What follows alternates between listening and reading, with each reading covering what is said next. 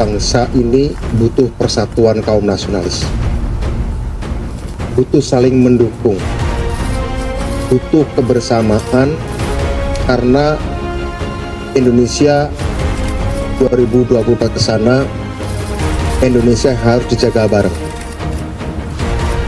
Saya mengapresiasi dan merasa bahwa Pak Prabowo itu mewakili satu cara pandang kepemimpinan politik yang cocok dengan saya dalam pengertian satu bangsa yang ingin bangkit di tengah turbulensi karena krisis global, karena perang itu biasanya butuh pemikiran dari dua tipe orang, satu intelijen, satu aktivis.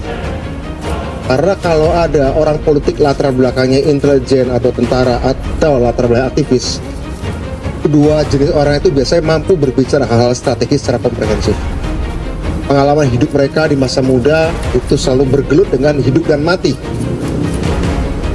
Mereka berpikir bagaimana aku selamat tapi cita-cita tercapai, tapi bukan untuk kepentingan diri. Selalu bicara pengorbanan dengan resiko-resiko yang paling tinggi. Nah, ketika kami kemudian, saya mantan aktivis, Pak Prabowo mantan tentara elit gitu ya, kita pernah berhadapan Pak ya, kita dulu pernah ya, tapi kami meskipun waktu itu di zaman Orde Baru ada di posisi berbeda, tapi kami mempertaruhkan nyawa dan kehormatan cita-cita.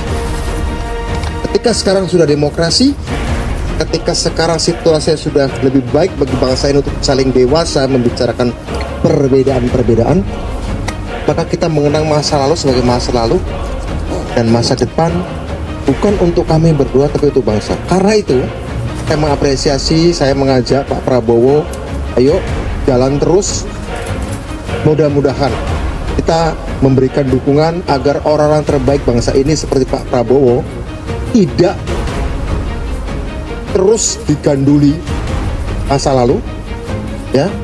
Saya sebagai orang yang pernah berhadapan dengan beliau tadi bertemu dalam cara pandang ini bangsa harus diselamatkan, demokrasi harus diselamatkan, menghadapi krisis perang, menghadapi krisis teknologi, krisis kesehatan, situasi dunia terus berubah, kapal Indonesia harus dikayuh oleh orang yang paham strategi, paham geopolitik, paham sejarah.